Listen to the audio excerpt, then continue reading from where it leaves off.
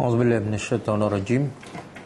Bismillahirrahmanirrahim. Alhamdulillahirabbil alamin. Nahmaduhu wa nasta'inu wa nastaghfiruh. Wa na'udzu billahi min shururi anfusina wa min sayyiati a'malina. Man yahdihillahu fala mudilla lahu wa man yudlil fala hadiya lahu.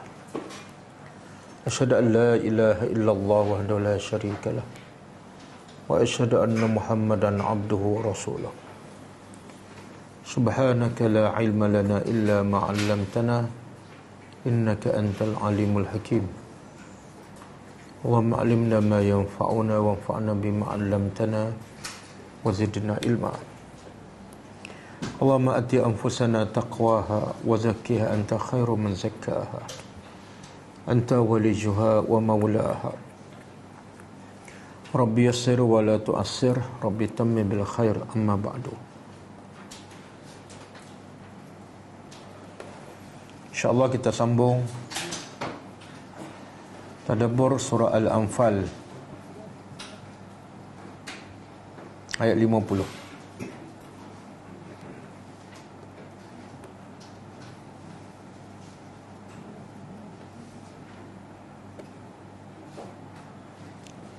Sebelum tu kita tengok pengajaran ayat yang lepas.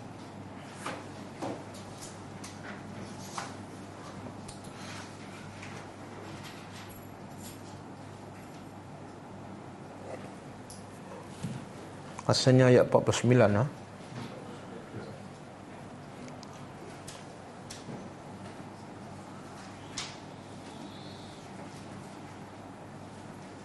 A'udzubillahi minasyaitonirrajim.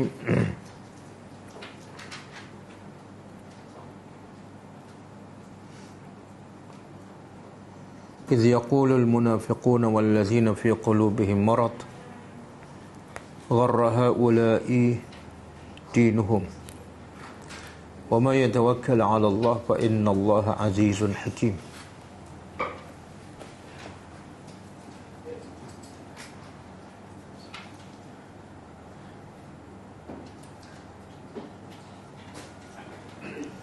Maksudnya, ingatlah ketika mana berkata orang-orang munafik dan orang-orang yang dalam hati mereka ada penyakit. Mereka ini telah ditipu oleh agama mereka. Barang siapa yang berserah kepada Allah, maka sesungguhnya Allah Maha Azizun dan Maha Bijaksana. Pengajarannya,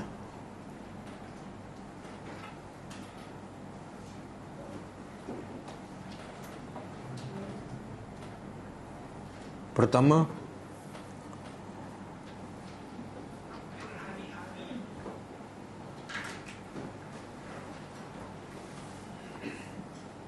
musuh yang paling jahat dan paling bahaya bagi Islam, musuh yang paling jahat dan bahaya bagi Islam ialah orang-orang munafik.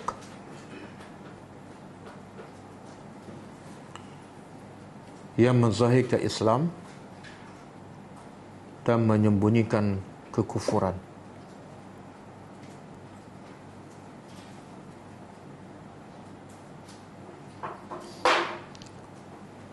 Dan mereka ini akan menghancurkan Islam dari dalam barisan orang-orang Islam.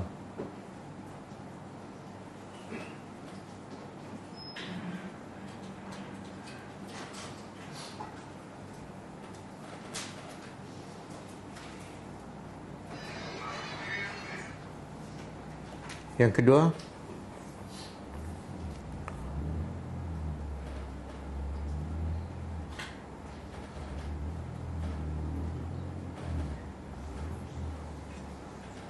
hanya mereka yang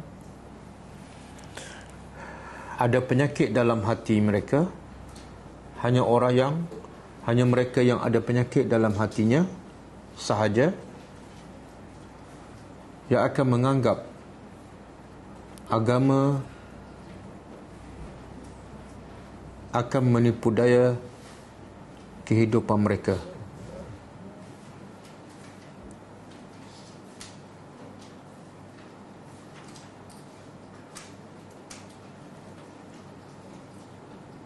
Sedangkan hakikatnya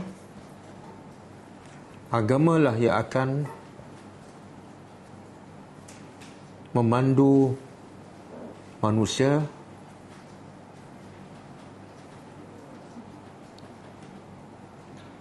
kepada kebahagiaan yang kekal abadi.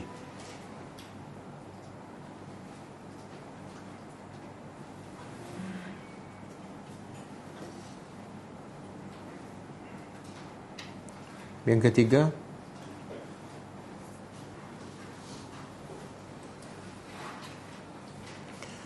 sesiapa yang suka mencela orang-orang yang beriman,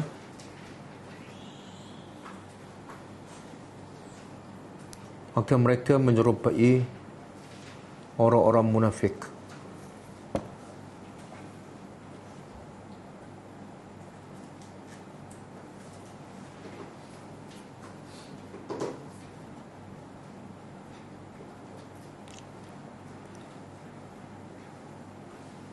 Yang keempat,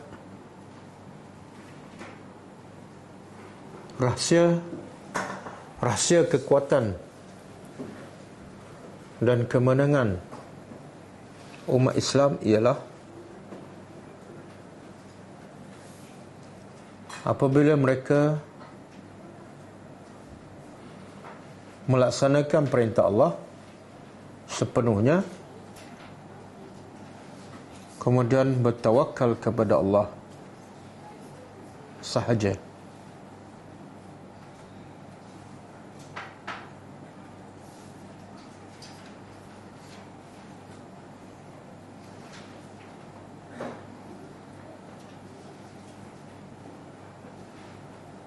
Yang kelima, sesiapa yang berserah diri hanya kepada Allah sahaja,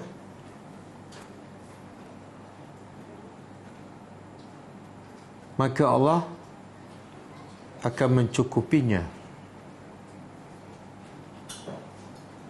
dalam semua perkara dan keadaan.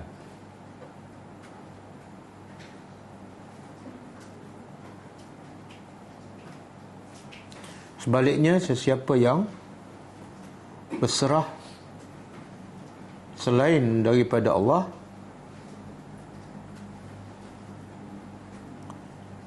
maka dia akan dibiarkan oleh Allah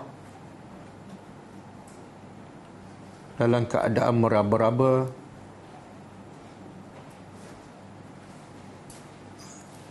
dan dalam kecelakaan.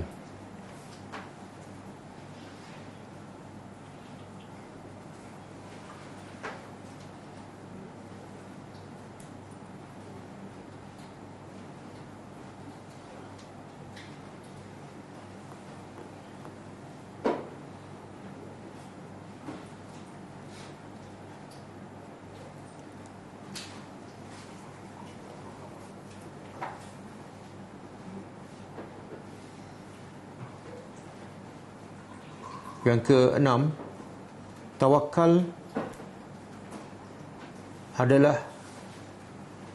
kepada Allah adalah ibadat yang paling besar dan agung.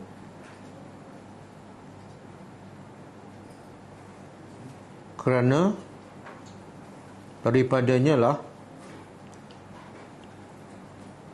lahir amalan-amalan soleh yang ikhlas, yang hanya dilakukan kerana Allah.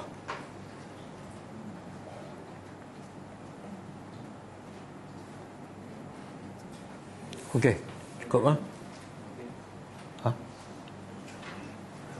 Kita sambut tadabbur ayat seterusnya.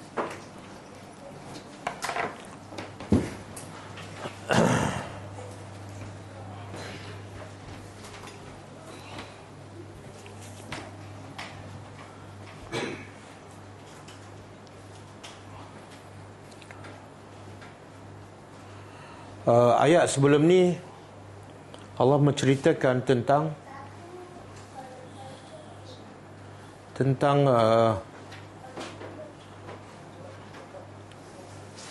unsur-unsur kejayaan bagi umat Islam, khususnya dalam peperangan.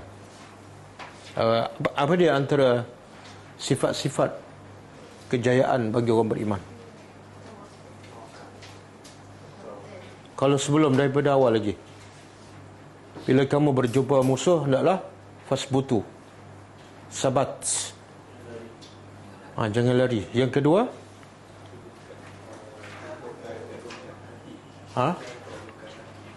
wazkurullaha katsira, zikir, ingat pada Allah banyak-banyak. Yang ketiga, taat pada Allah dan Rasul, khususnya ketika kemuncak dalam peperangan. Yang keempat, jangan berselisih yang akan menyebabkan kamu lemah. Yang kelima, sabarkan. Kemudian lepas tu Allah beritahu unsur-unsur ataupun sebab-sebab kekalahan musuh. Sebab-sebab kekalahan musuh. Apa dia? Sombong. Mereka keluar daripada Mekah batoran kerana sombong. Yang kedua, riak. Okey. Dan akhirnya mereka kalah. Jadi ayat malam ni, ayat 50, Allah nak beritahu antara kesan mereka kalah dalam peperangan. Antara kesan mereka kalah dalam peperangan iaitu Allah timpakan azab ketika mereka nak menghadapi kematian.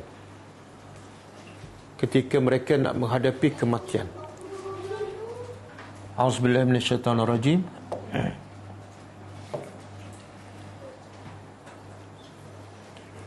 Walau, dan lau, jikalau, tara, engkau melihat. Engkau ni siapa?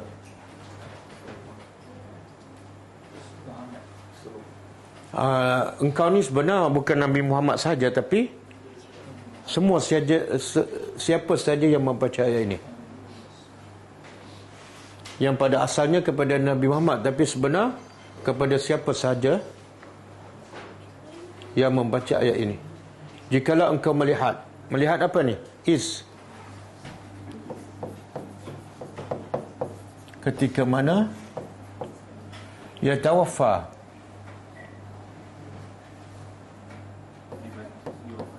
akan mewafatkan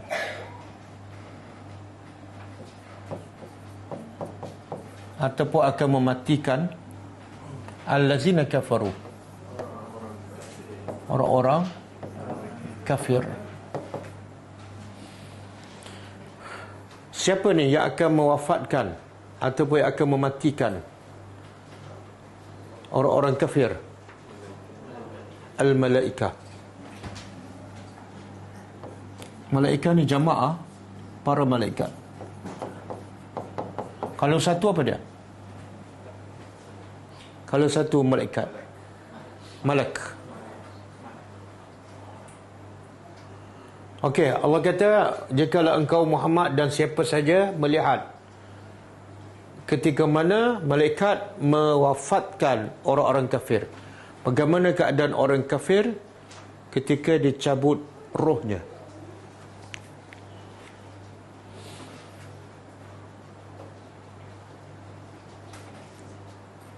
Tengok dalam bahasa Arab. Kalau kita belajar bahasa Arab, biasanya fa'al selepas fi'lun. Selepas fi'lun, kata kerja biasanya apa? Fa'al, pelakukan. Dan selepas fa'al, kebiasaannya maf'ulun bih, yang kena buat ataupun objek.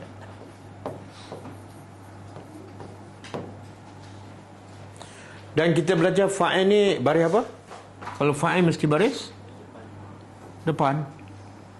Kalau maf'ul bih mesti baris atas. Okey. Sekarang fi'lunnya ialah yatawaffa.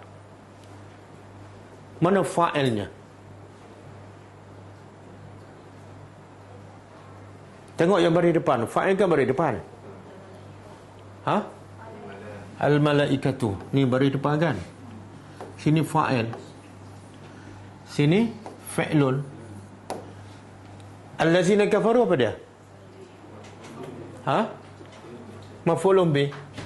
Yang ni maf'ulun bih. Maf'ulun bih ni makna apa? Yang kena buat kan? Jadi perbuatannya mewafatkan. Siapa yang membuat? Malaikat. Siapa yang kena wafatkan? Orang kafir. Jadi fa'il duduk kat mana? Di selepas fi'lun ke di ujung?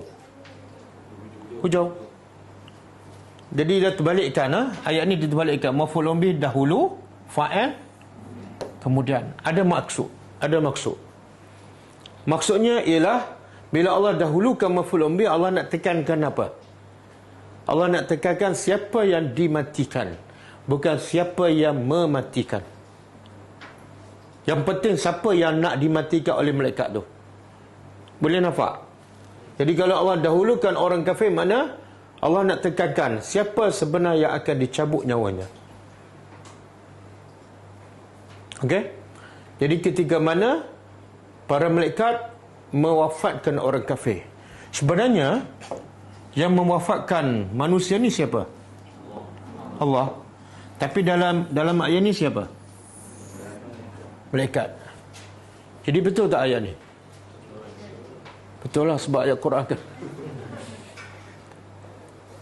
Tapi kita kata yang cabut nyawa manusia ialah Allah. Dalam ayat ni Allah kata malaikat. Ha? Ada tak ayat yang Allah sendiri bagi tahu dia yang mencabut nyawa? Ada?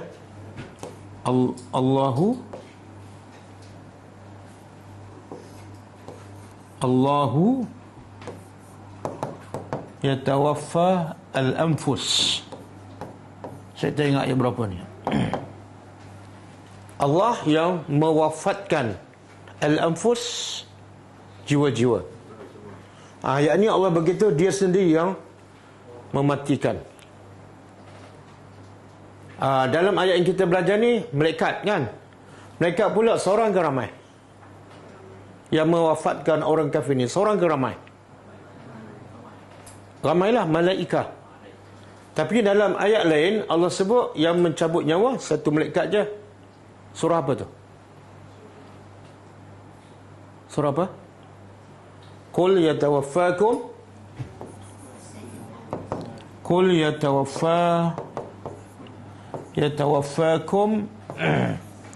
malakul maut allazi wukila. Surah Sajadah kan? Betul kan? Hafal ke tak? Kalau tak hafal pun biasa dengar hari apa? Hari Jumaat. Qul, katalah, Allah kata pada Nabi, katakanlah, beritahulah, yatawaffakum, akan mewafatkan kamu malak. Sana malaikat. Faham? Sini satu, sana ramai. Jadi ketika Allah kata yang mewafatkan Allah sendiri. Ada ketika Allah mengatakan yang mewafatkan satu malaikat. Ada ketika Allah mengatakan yang mewafatkan ialah para malaikat. Nampak macam ada bercanggah ke tak? Bercanggah ke tak? Nampak macam bercanggah, tapi sebenarnya tak bercanggah. Allah, ketika Allah menyandarkan mematikan manusia itu kepada dirinya, iaitu sebagai hak untuk mematikan manusia ialah hak Allah. Dan malaikat pun mematikan manusia berdasarkan perintah daripada Allah. Tapi bukan Allah yang terus yang melaksanakannya ialah malaikat. Okey, yang Allah sebut satu malaikat pula, sebab ketika nyawa seseorang akan dicabut, Allah akan utuskan para malaikat yang begitu ramai. Dan orang yang nak mati itu akan melihat. Dalam hadis dia sebut para malaikat tu akan berada seluas mata memandang. Tak tahu berapa ramai. Apa kerja malaikat yang ramai itu? Mencabut nyawa kita.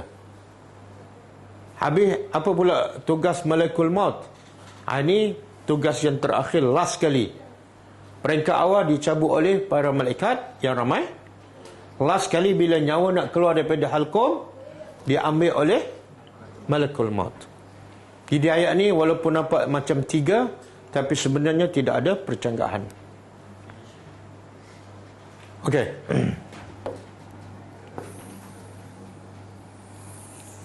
Siapa ada pengalaman?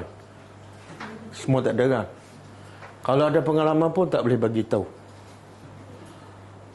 Okey, macam mana cara malaikat mencabut nyawa orang-orang kafir? Yadribuna. Mereka memukul. Pukul mana ni? Wujuhahum. Wujuh jamak. Kalau satu? Kalau satu? Wajah ke wajhun? Wajhun. Bahasa Arab mati kat tengah. Bila dimelayukan, dia dibariskan kat tengah. Jadi wajah. Semua bahasa Arab yang kat tengah mati, bila dimelayukan, macam fi'lun. Kat tengah mati kan? Bila orang Melayu sebut apa? Fi'il. Ismun kan? Bahasa Arab ismun. Kat tengah mati. Bila dapat ke orang Melayu, isim kan? Sebab tu dia kata gila isim, bukan gila ismun. Jadi wajhun satu. Jamak wujuh. Kita biasa sebutkan dalam doa iftitah. Wajah tu wajhi, bukan wujuh. Sebab kita seorang satu wajah. Okey. Bila para malaikat mencabut nyawa orang-orang kafir, apa caranya mereka memukul wajah-wajah, muka-muka mereka.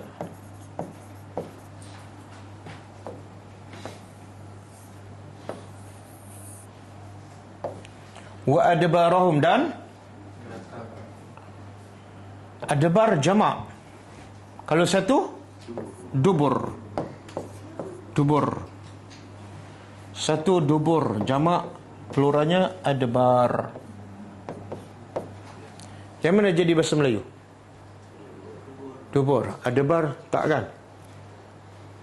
Jadi kalau dimelayukan, apa makna dubur? Punggungan. Tapi dubur dalam masyarakat ialah belakang. Tak mestinya punggung. Jadi malaikat pukul muka-muka orang-orang kafir, wa adbarahum, dan belakang-belakang mereka.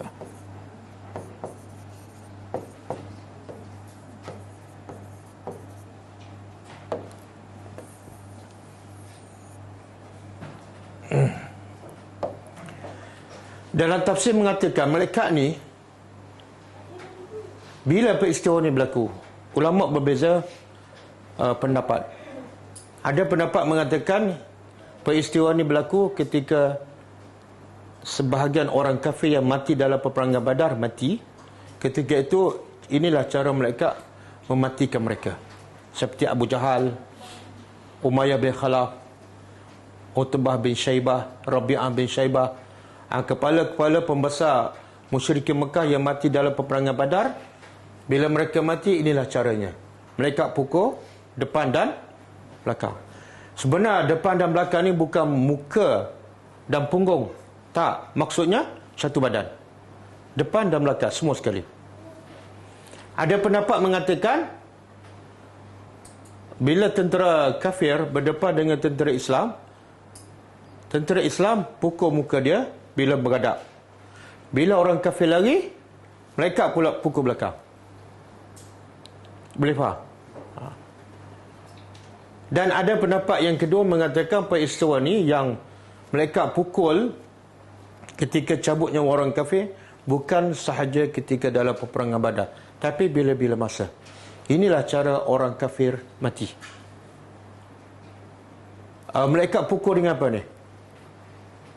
Disebut dalam hadis, dipukul seperti cemeti daripada api neraka masa nak mati tu. Ini dipanggil azab sebelum azab. Azab sebelum azab.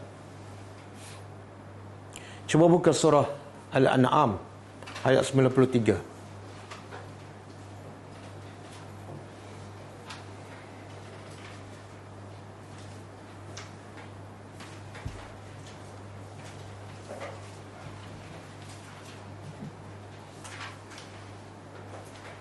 Okay.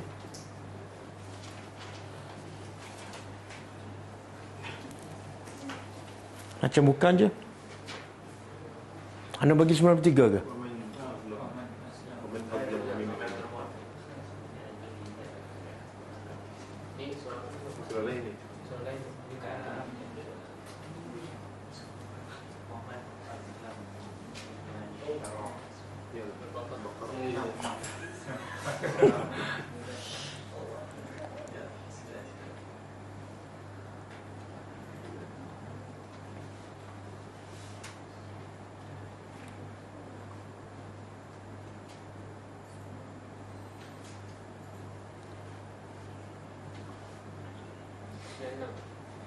Okey. Ayat ni panjang Yang kita nak ambil daripada Walau Utara. Kita ambil daripada Walau Utara. Okey, cuba terjemah. Walau dan jikalau tara engkau melihat. Engkau ni siapa? Sama ada Nabi Muhammad ataupun siapa saja yang baca ayat ni. Izz zalimuna, ketika mana orang-orang zalim, tadi orang kafir, sekarang orang zalim, fi ghamaratil maut, dalam sakratil maut, ketika orang zalim dalam saat kematian mereka, wal malaikah, dan para malaikat basitu aidihim, basitu menghulurkan, malaikat menghulurkan tangan-tangan mereka untuk apa ni? Untuk mencabut nyawa orang-orang kafir. Lalu dikatakan, para malaikat berkata pada roh orang-orang kafir, orang yang zalim, akhriju anfusakum, keluarlah diri kamu sendiri. Mana kamu keluarkan roh kamu sendiri. Dan masa tu bila diberitahu pada orang kafir, wahai jiwa yang kotor, keluarlah kepada kemurkaan Allah. Masa tu mereka akan keluar tak? Tak. Dia tak nak keluar. Jadi mereka kata, okey, kamu tak nak keluar, keluarkan sendiri. Lagi tak nak. Dia akan, roh orang kafir ni dalam badan tu akan berselerakkan, lari mengelak daripada dicabut. Nanti kita tunjuk hadisnya. Kemudian al-yaum, hari ini, hari ini makna hari kematian. Sebab tu jumhur tafsir mengatakan, ahli tafsir mengatakan cara malaikat cabutnya orang kafir ni bukan khusus ketika dalam peperangan Badar sahaja, tapi semua orang kafir bila nak mati inilah caranya.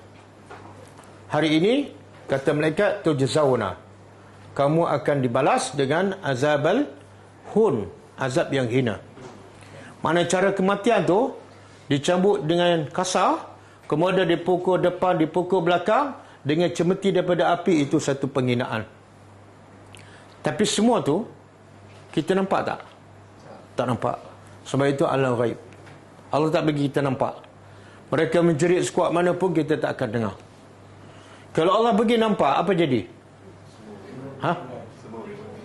Tinggal mayat tu seorang je, menggelupur kan? Hari ini dibalas kepada kamu azab yang hina bima kuntum taquluna, disebabkan apa yang kamu kata kepada Allah tanpa hak. Jadi punca kamu dapat azab ni ialah sebab kamu menipu, kamu zalim, dan kamu mengatakan kepada Allah yang tidak ada hujah, tidak ada ilmu. Dan puncanya juga wa kuntum adalah kamu terhadap ayat Allah tastakbirun, sombong. Itulah jenayah mereka. Bukan curi duit rakyat, hanya sombong dengan ayat Allah je. Ini jenayah paling besar ni. Jangan sombong dengan ayat Allah. Okey, kita tengok hadis. Hadis yang Nabi sebut lebih detail lagi tentang bagaimana roh orang-orang kafir dicabut.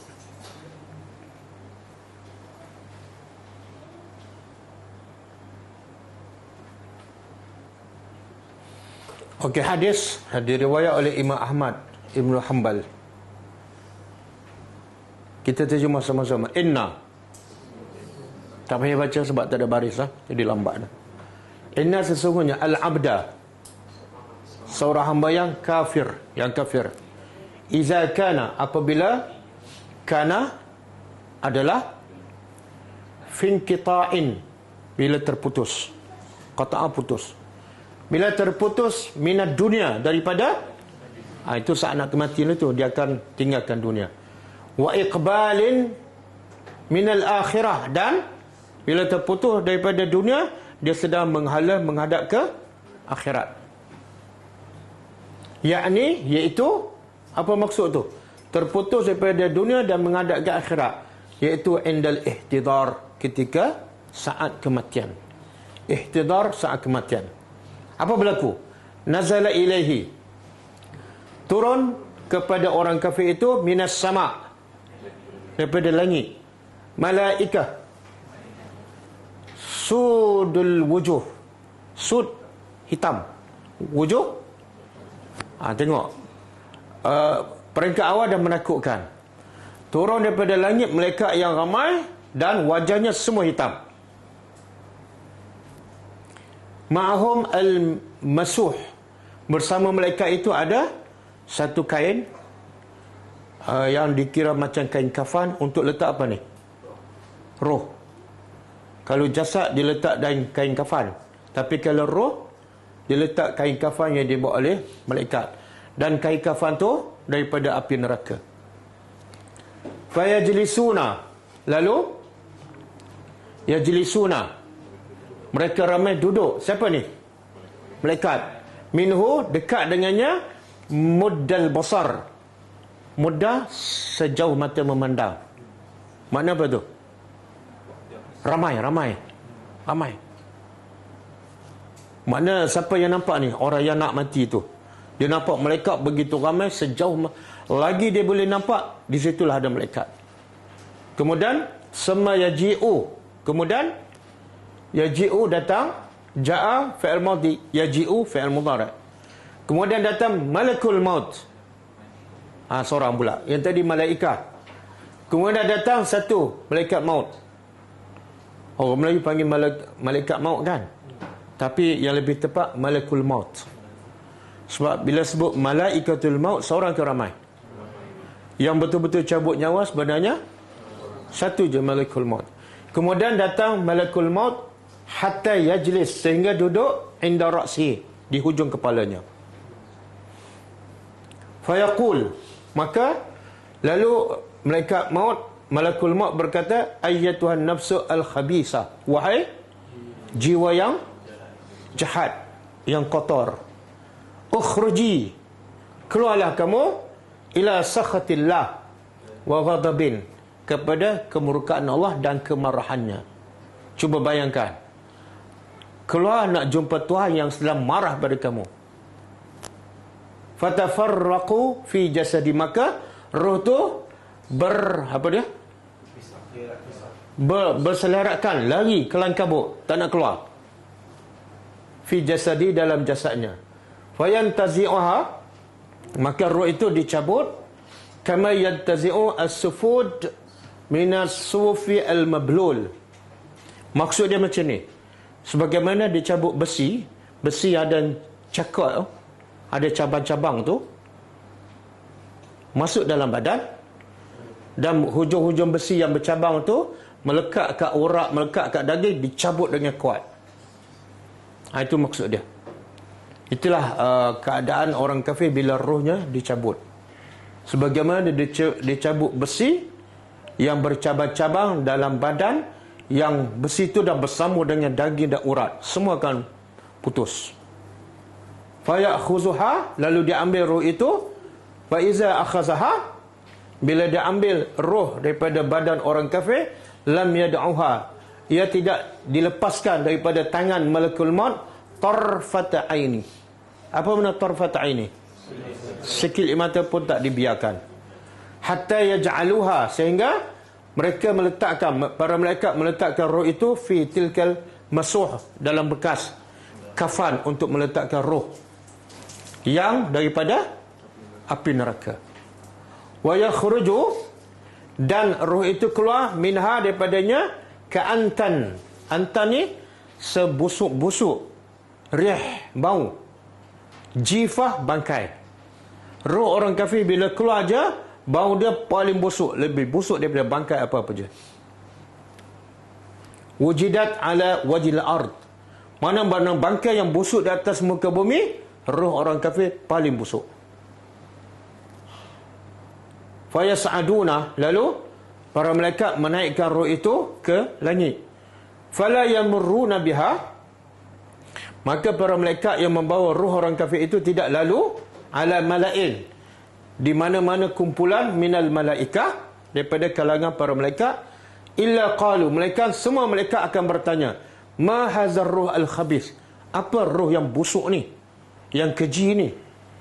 Lalu mereka menjawab, ini adalah roh li fulan bin fulan. Dia sebut nama.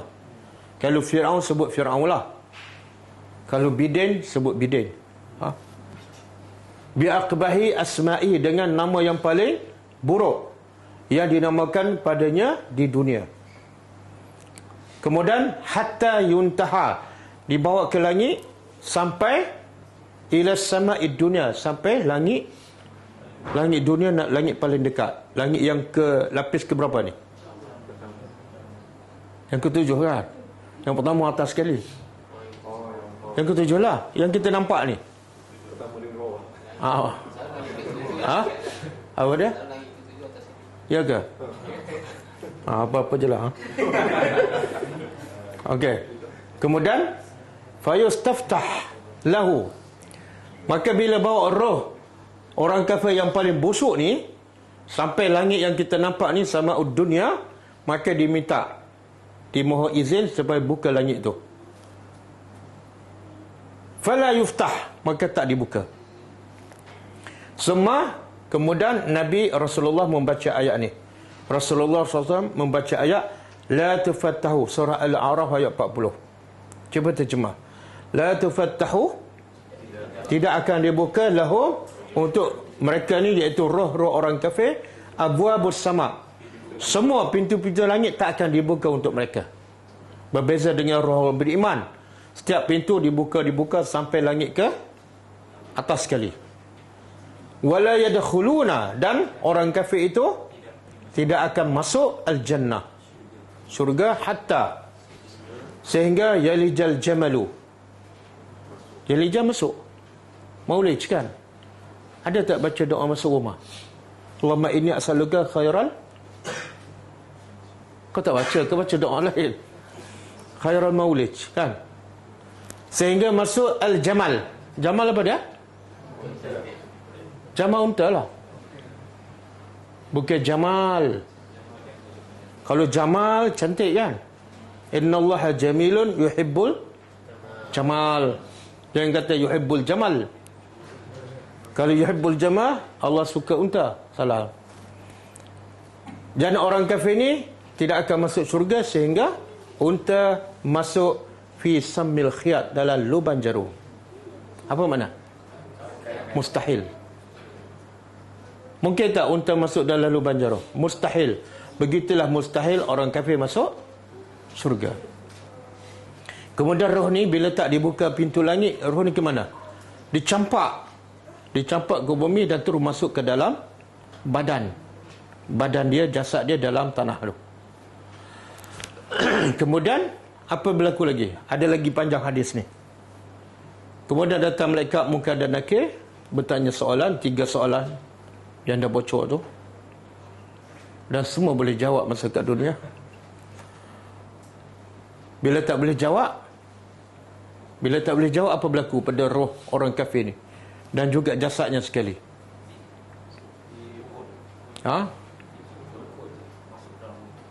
Pertama dihamparkan lubang kubur tu menjadi daripada neraka. Lantai itu menjadi api neraka. Kemudian dihimpit kuburnya sampai tulang rusuknya berselisih. Kemudian dipukul sampai terbenam jasadnya 70 hasta. Ada riwayat mengatakan yang pukul tu siapa? Malaikat yang buta, pekak dan bisu. Ada hadis. Kenapa pekak? Kalau orang kafir menjerit kuat mana pun dia tak dengar. Kenapa bisu? Dia nak tanya apa pun tak boleh. Kenapa buta? Dia tak nampak, pukul je. Pekak, buta dan bisu. Sampai bila dia akan pukul ni? Sampai kiamat. Kemudian ada satu hadis lagi. Selepas tu ada satu makhluk yang mukanya sangat hitam dan buruk. Bajunya sangat lusuh dan badannya sangat-sangat busuk. Duduk sebelah mayat tu. Lalu jasad orang kafir ni bertanya, siapa kamu? Wajah kamu dan kamu ni sangat-sangat menakutkan. Maka dia jawab, akulah amalan kamu yang akan menemani kamu sampai kiamat. Cuba bayangkan, kita kalau ada hantu sebelah kan, bau wangi kan, bau wangi, muka pun handsome tapi hantu, okey tak?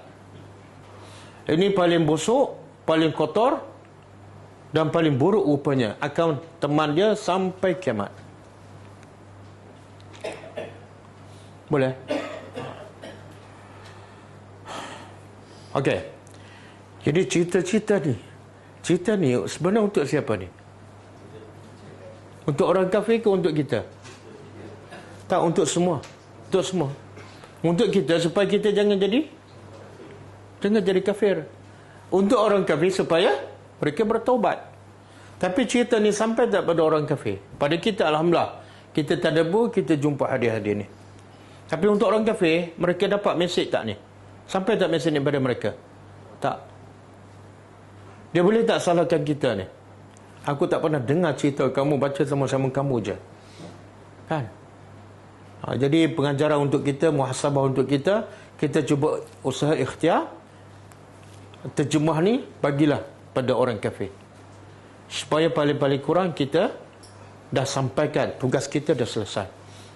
Dan yang kedua, paling-paling kurang mungkin dengan sebab sampai maklumat ni dia sedar, dia bertobat dan masuk Islam.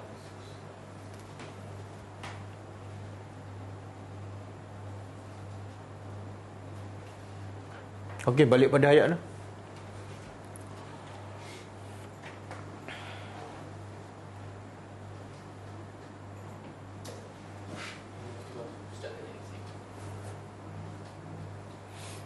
Okey.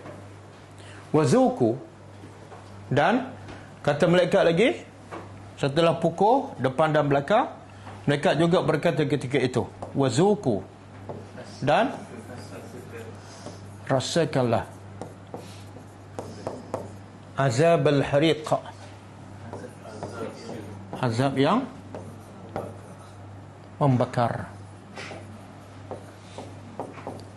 Ada mengatakan rasalah azab membakar ni bila? Masa dia nak cabut nyawa. Sebab itulah ada hadis mengatakan yang malaikat pukul menggunakan apa? Cemeti daripada api yang ni, api yang al-hariq, membakar. Ini sebelum dia masuk kubur. Ini juga kata ahli tafsir dalil hujah mengatakan adanya azab kubur. Ini belum berlaku kiamat ni.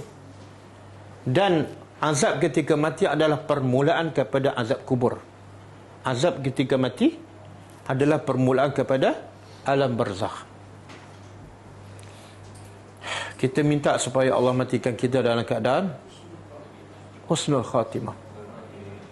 Bila mayat orang beriman, malaikat akan datang, turun sama juga, tapi dengan wajah yang bercahaya, berseri dan bau yang wangi. Kemudian bawa kain kafan pula daripada syurga yang sangat-sangat wangi. Kemudian dia cabut nyawa orang beriman. Kalau orang kafir macam besi melekat kan, ditarik dengan kuat. Tapi roh orang beriman, macam mana cara dicabut? Nabi kata macam seperti air keluar daripada botol, kan? Kita tunggang botol, air itu keluar dengan mudah tak? Macam itulah kalau roh orang yang beriman. Okey. Biasa kalau kita dalam masyarakat, lau ni dia panggil lau syartiyah. Jikalau. Bila syartiyah, dia mesti ada jawapan dia. Contoh bahasa Melayu, jikalau awak datang, mesti ada jawapan kan? Tolong bawa durian. Durian lah pula, pizza aja. Tapi kalau saya kata, jikalau awak datang, saya berhenti macam tu, tak ada jawapan. Sebab tu ayat yang kita biasa dengar, lau anzalna hadzal Quran, jikalau kami turunkan Quran ini ala jabal, di atas, ada tak jawapan dia? Apa? La ra'aitahu ni jawapan dia. Pasti engkau akan melihat gunung itu khasyian mutasaddian. Ini jawapan kepada lau. Jikalau kami turun Quran ke atas gunung, ini jawapan dia. Pasti engkau melihat gunung itu khusyuk dan pecah. Okey? Tapi dalam ayat ni ada tak jawapan? Cuba perasan.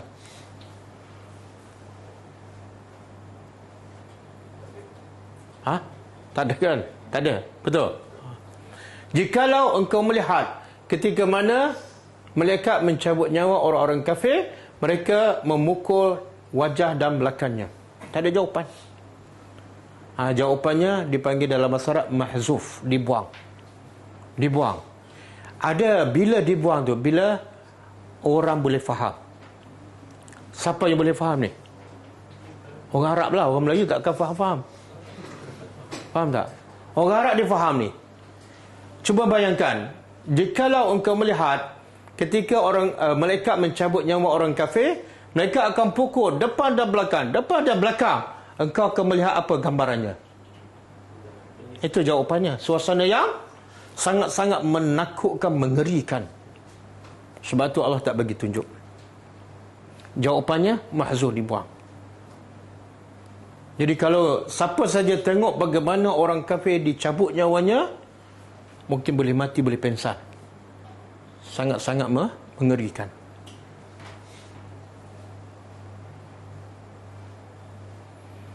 Okey. Kenapa? Apa dosa mereka ni? Itu belum masuk azab neraka yang kekal abadi, baru permulaan. Apa salah mereka? Zalika,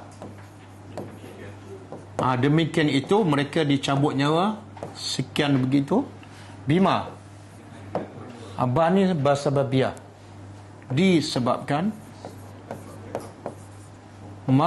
apa yang telah qaddamat,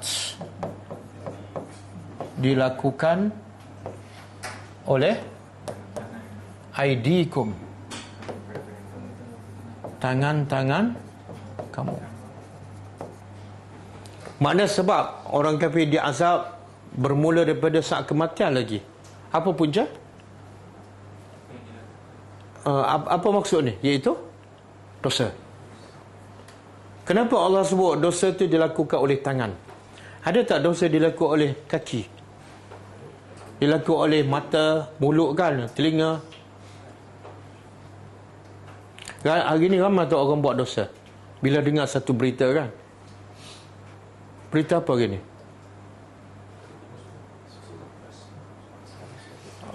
Satu hukuman kan, penjara 10 tahun dan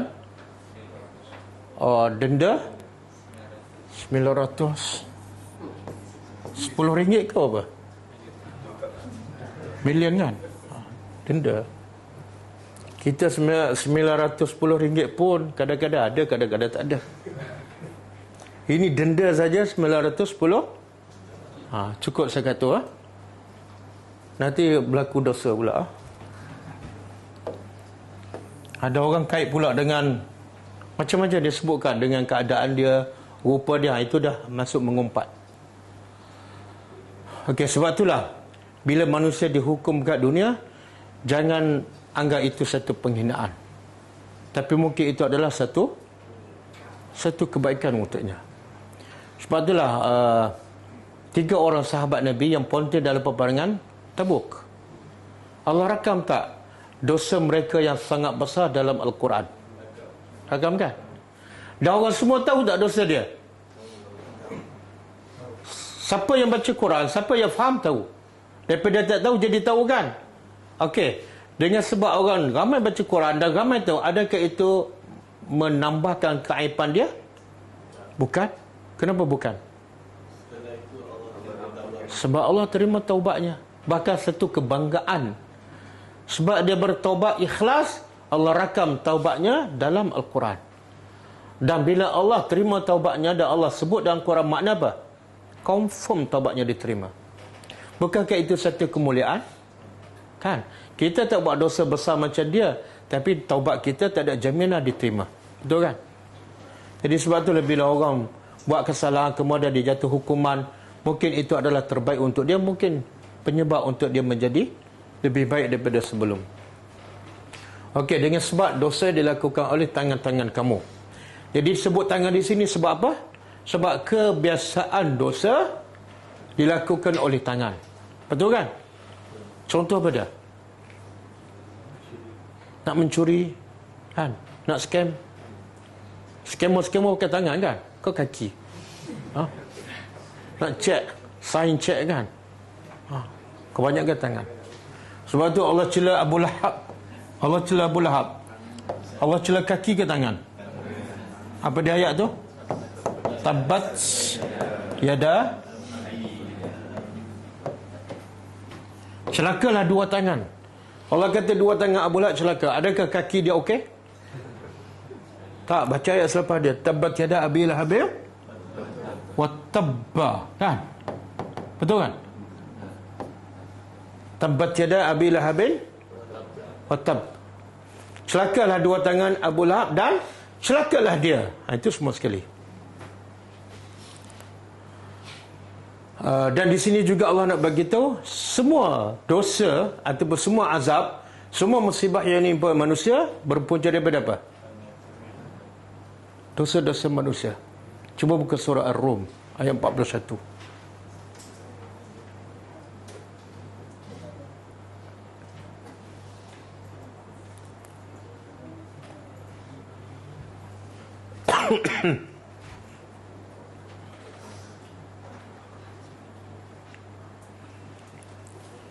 Okey, cuba terjemah. Zahara, telah zahir, telah muncul, telah timbul. Al-fasad,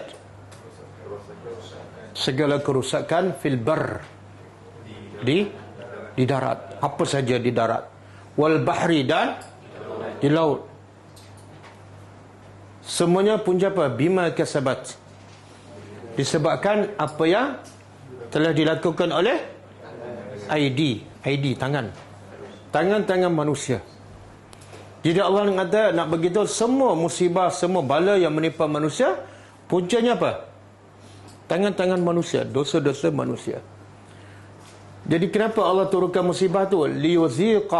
Liyuziqahum, supaya Allah menimpakan pada mereka ba'da. Apa makna ba'da? Ba'da, sebahagian allazi amilu, yang mereka lakukan.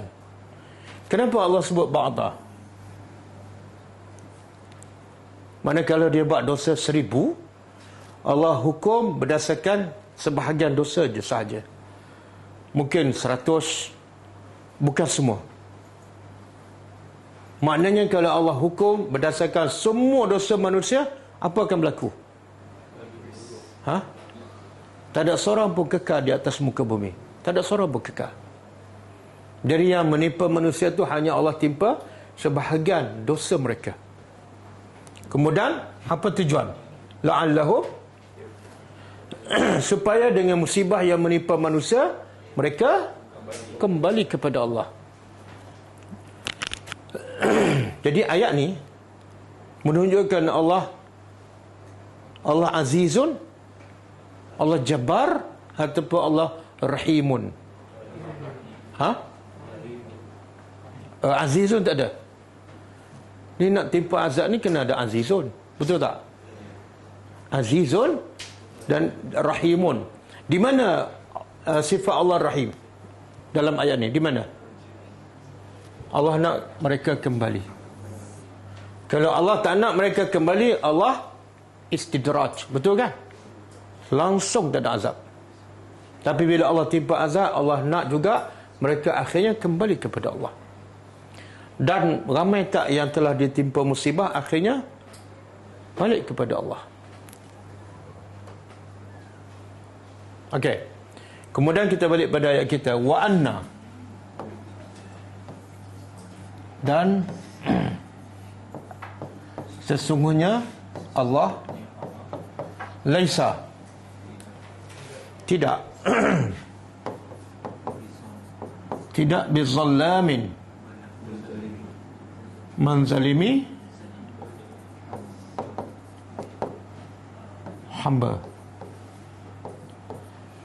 Apa saja azab musibah yang menimpa manusia, tidak ada sedikit pun unsur kezaliman daripada Allah. Bahkan ada satu hadis kudusikan, Allah kata apa? Inni haramtu az-zulma ala nafsi. Aku telah mengharamkan kezaliman ke atas diriku. Mustahil Allah berlaku zalim. Tapi ada orang kata, ada orang kufur, dia beriman, lepas tu dia kufur 1 hari je ataupun setengah jam je, lepas tu dia mati. Maka Allah azab berapa lama? Kenapa tak azab setengah jam je? Kan dia kufur setengah jam je. Apa dia? Yalah, dia kufur baru setengah jam. 55 tahun dia okey. Apa dia? Kira di hujung. Tapi hujung pun setengah jam je.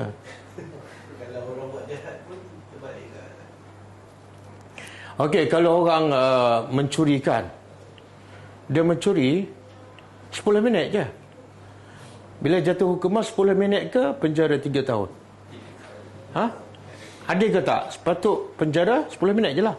Sebab dia mencuri 10 minit. Betul? Kalau dia berzina kan, dia berzina berapa lama? Setengah jam kan? Setengah jam. Hukum? Kalau ikut hukum yang adil, okey, kamu masuk penjara setengah jam. Sebab kamu berzina pun setengah jam. Tak. Dia adil bukan ikut masa, tapi ikut kesan maksiat tu. Kesan dosa syirik tu terlalu besar. Jadi tak cukup setengah jam. Kena selama-lamanya. Jadi Allah kata, apa sahaja musibah menimpa, Allah tidak pernah zalim kepada hamba-Nya.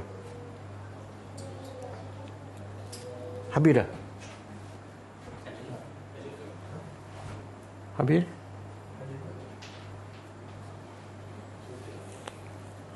Ada satu ayat lagi.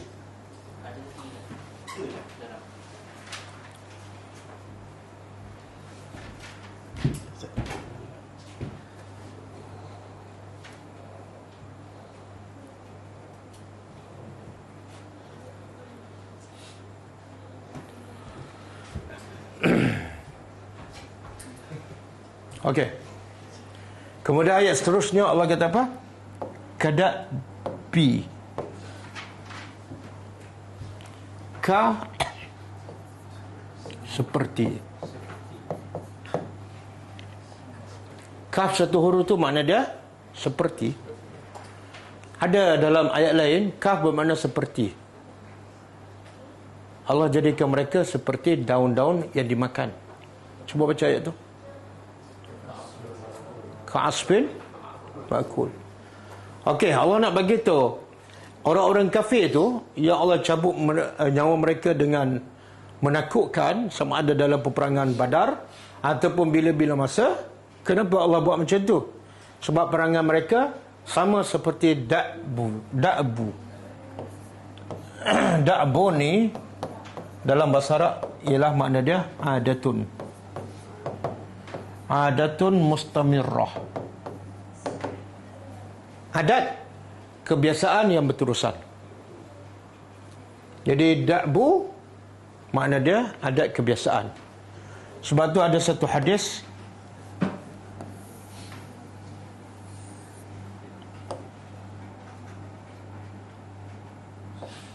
Alaikum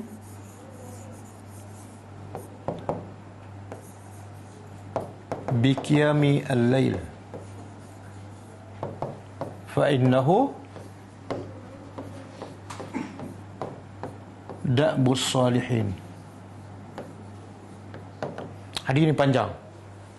Cuba terjemah. Alaikum, hendaklah ke atas kamu biqiyamil lail, mendirikan solat malam. Kenapa? Kenapa kena? Fa innahu, maka sesungguhnya solat malam itu da'bus salihin, kebiasaan orang soleh. Mana ada kebiasaan yang berterusan orang soleh, qiyamul lail. Maknanya kalau tak bangun malam, dia belum cukup soleh, walaupun namanya soleh.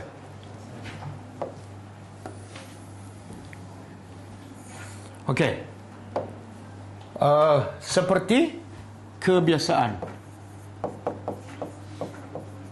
Ali. Apa makna Ali? Ali dalam bahasa Arab jamaah. Dia nak kata apa ni? Keluarga ke pengikut? Tak, yang jahat ni keluarga Fir'aun ataupun pengikut dia? Pengikut dia. Keluarga dia semua jahat tak? Tak, ada seorang isterinya Asyah beriman. Seperti itulah kebiasaan pengikut Fir'aun. Wallazina min qablihim, dan orang-orang yang sebelum mereka.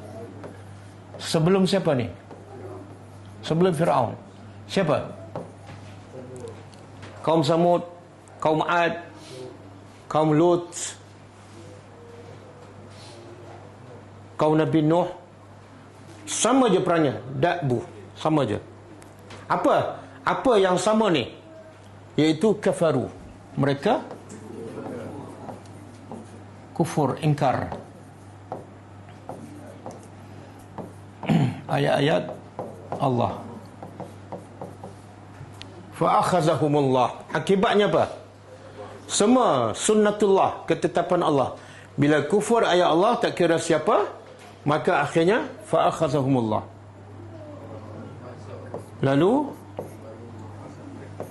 Allah menimpa mereka.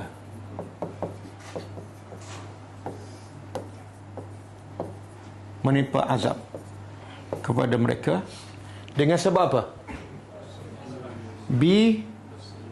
Disebabkan zunub, dosa-dosa mereka.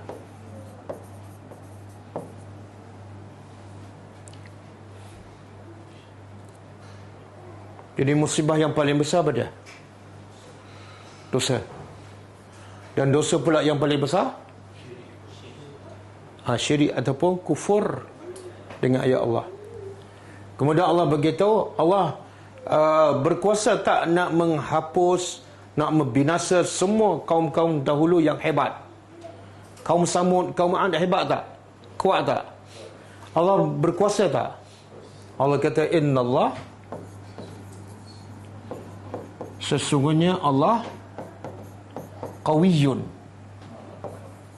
Allah sifatkan dirinya maha kuat dan syadidul iqab,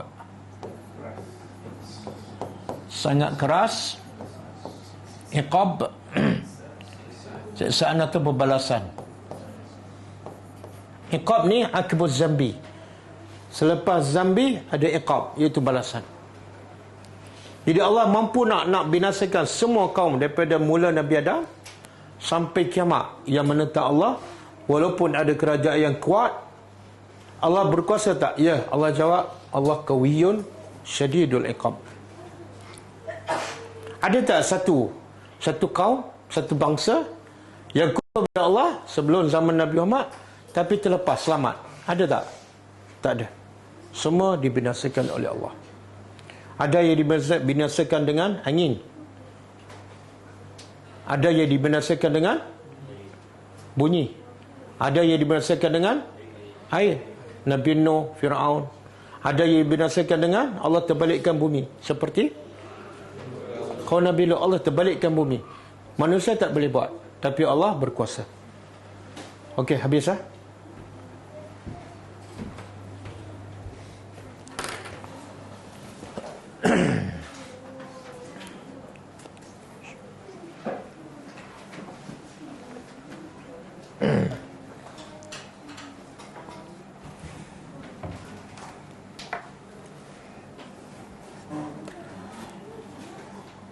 Okey, kita baca sikit buku. Sebelum tu saya nak umumkan, sebelum ni kita ada jual OTG untuk rakaman tadabbur Al-Quran berdasarkan juzuk. Boleh cucuk kat telefon bila-bila masa di mana-mana saja tanpa perlu pada internet. Cucuk kat sini je. Ada sebelum ni kita dah jual yang juzuk 1, juzuk 29 dan juzuk 30. Yang terbaru kita dah buat, dah siap juzuk 2 dan juzuk 3. Juzuk 2 dan juzuk 3. Nak musafir ke mana-mana, nak pergi kerja, setiap hari boleh dengar je. Yang iPhone harga dia mahal sikit 200, tapi ada satu juzuk lah. Satu juzuk ni lebih kurang 50 rakaman, 50 lebih rakaman tadabbur, 50 kelas. Yang Type C ada dua jenis, harga dia 150. Ini pelaburan. Kalau kita dah habis dengar, kita boleh sebarkan kepada orang lain sebagai dakwah kita. Okey, kita baca sikit buku ni. 62 amalan pembuka pintu syurga.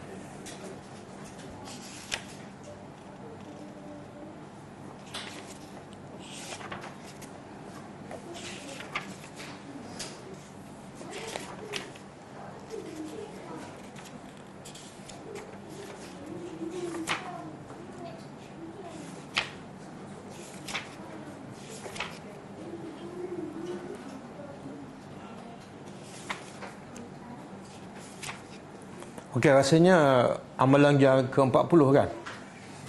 Muka surat 100.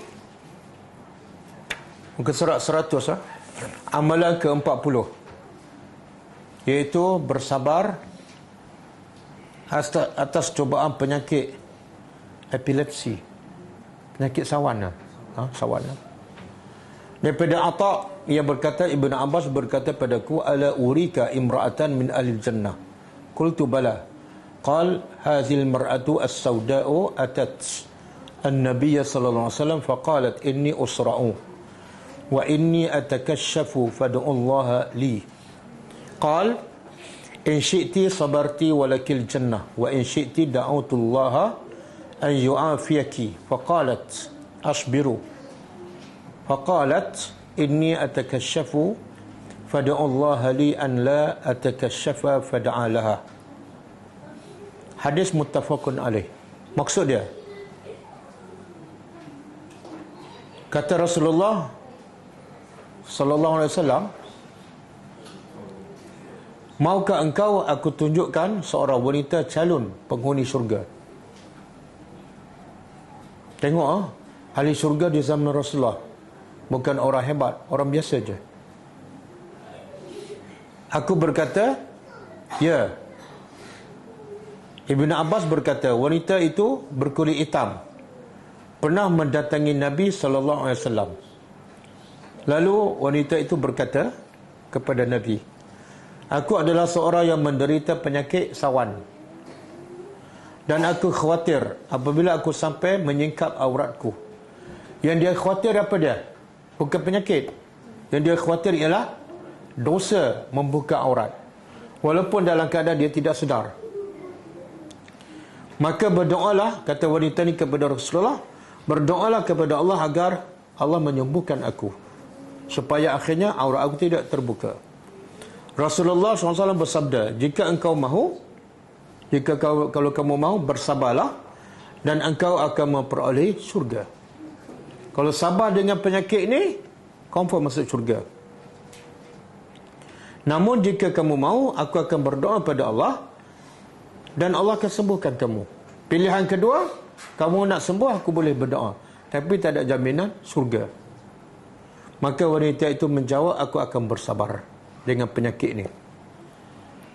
Kemudian wanita itu berkata lagi kepada Rasulullah sallallahu alaihi wasallam, sesungguhnya aku khawatir apabila aku sampai, bila datang penyakit itu, aurat aku terbuka. Yang tu aku khawatir. Maka boleh tak berdoa supaya ketika datang penyakit itu Allah tidak bukakan auratku ataupun aurat aku tidak terbuka.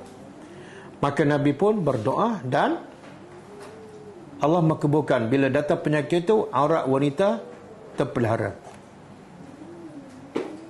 Okey. Apa pengajaran daripada kisah ni? Dia penyakit sawan ni, bila ada kekal bersama dia, cerah tak masa depan? Ada siapa nak masuk meminang dia? Ada siapa nak jadikan dia menentu? Jadi kalau biasanya gelaplah masa depan, betul tak? Bayangkan anak kita sawan, masa depan dia kat dunia boleh kata gelap. Tapi kenapa wanita ni pilih untuk kekal dengan penyakit sawan?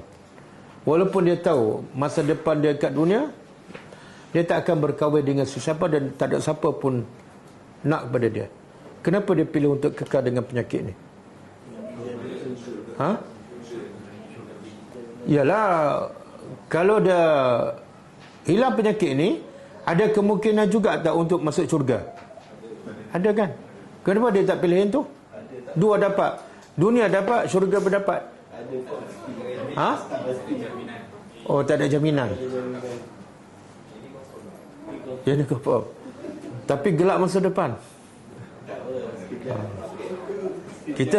Kita sedap cakap kan? Tapi kalau anak kita sawan, kita berubah ke? Kita cakap, sabar nak, bagi kamu syurga. Cakap tak? Ataupun kita sendiri? Kalau orang cakap pada kita, sabar. Ingat tak kisah wanita hitam tu? Susah kan? Susah. Cakap mudah. Ini kelebihan, kehebatan siapa ni? Kehebatan Nabi mendidik para sahabat. Bila Nabi sebut syurga, lupa habis dunia. Nikmat hidup dunia, nikmat berkahwin, semua lupa. Kenapa? Sebab seronok macam mana dunia pun sekejap je, sementara. Lepas ni mati, lepas ni tinggal. Tapi apa faedah? Hidup seronok kat dunia, tak ada jaminan syurga. Lebih baik sabar sekejap, walaupun susah, gelap masa depan, sekejap je. Lepas ni, confirm masuk syurga, kekal abadi. Ada tak suami bila masuk syurga? Ada lagi penyakit sawan, kulit hitam pun menjadi putih. Itu kekuatan akidah tu, yang biasanya kita tewas. Kita tak payah penyakit, kadang-kadang dengan tawaran sikit pun kita dah tewas. Kadang-kadang penyakit sikit je, pening kepala, terus berubat kan? Betul tak? Sabar. Sebab sabar tu pahala tidak ada batas. Tengok-tengok dah sampai klinik dah. Okey. Satu lagi saya nak baca ni, khususnya untuk isteri-isteri. Ketaatan seorang isteri kepada suami. Kuat sikit. Tapi suami nak suruh isteri taat, suami pun kena jadi suami yang soleh lah kan.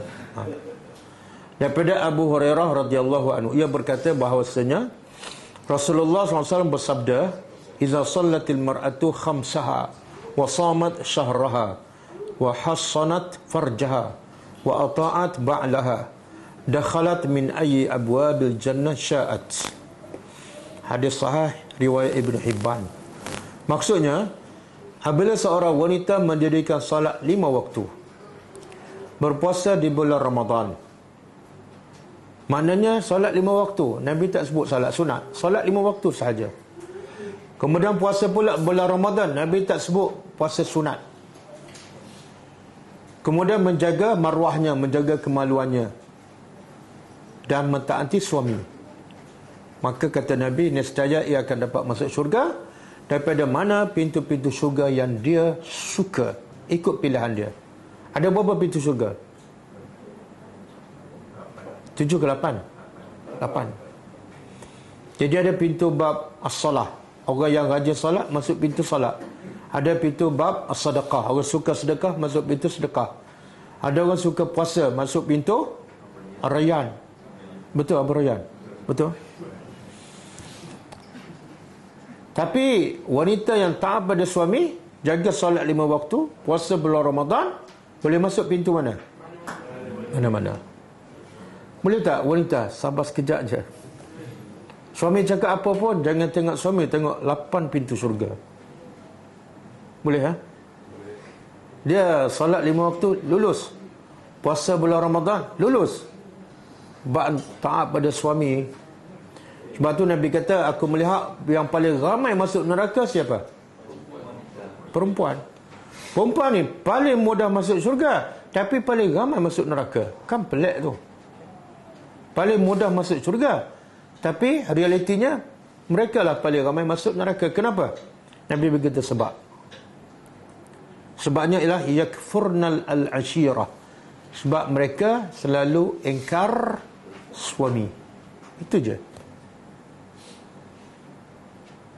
Ingkar suami ni antaranya disebut suami buat baik, tiba-tiba suami buat salah 1, 2. Dengan salah 1, 2, dia anggap suami macam tak buat baik langsung. Dia maki apa semua kan. Lelaki tak guna, menyesal aku kahwin dengan kamu. Baru 2 kesalahan. Yang 200 suami buat kebaikan, lupa masa tu. Betul? Lepas tu dia menyesal balik. Lepas tu besok buat lagi. Oh, pengalaman, ha? Dia lelaki tu cerita pengalaman wanita. Betul, susah.